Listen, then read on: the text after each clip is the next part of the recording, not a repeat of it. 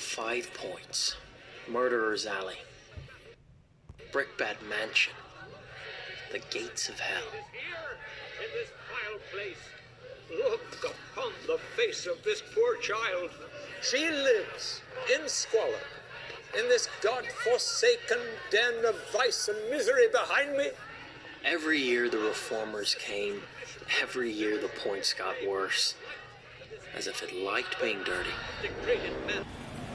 Today, on the corner of Worth and Baxter Street, you would find the U.S. District Court, and no evidence that back in 19th century this place was a heart of the 5 Points. The district has a long-standing reputation of being the most notorious neighborhood of New York. The 5 Points story starts as an industrial neighborhood on the top of the former collect pond that was landfilled after being heavily polluted by numerous surrounding factories. But in less than 10 years, as a response to growing population of factory workers and immigrants, the neighborhood was transformed into residential district with low cost and low quality housing. The 5 Points was known not only for horrifying living conditions, but also for criminal activity.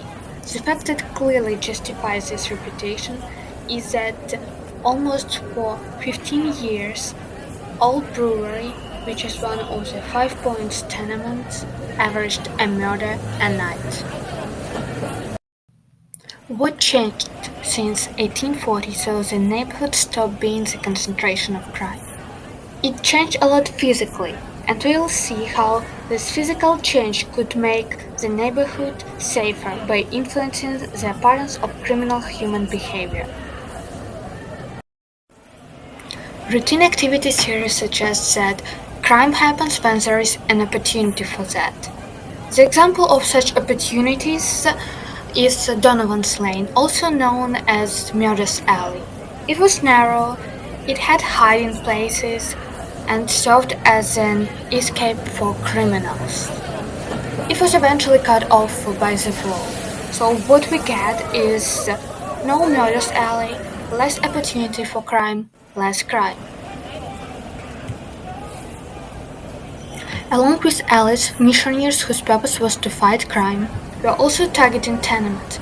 The first significant transformation happened in 1852, when the old brewery was demolished and replaced by new mission house. These actions of missionaries can be explained by differential association theory of crime, which suggests that crime is learned through interaction with significant others who view crime as an acceptable behavior. As tenements were centers of criminal activities, they had a lot of opportunities, especially for kids, to learn about crime. So the demolition of tenements reduced the chances for kids to learn about crime and perceive it as an appropriate model of behavior. Some other cases of tenement demolition resulted in creation of new public places such as Columbus Park. The area was known as the Bend that was eventually demolished to be replaced by Mulberry Bend Park, later named to Columbus Park.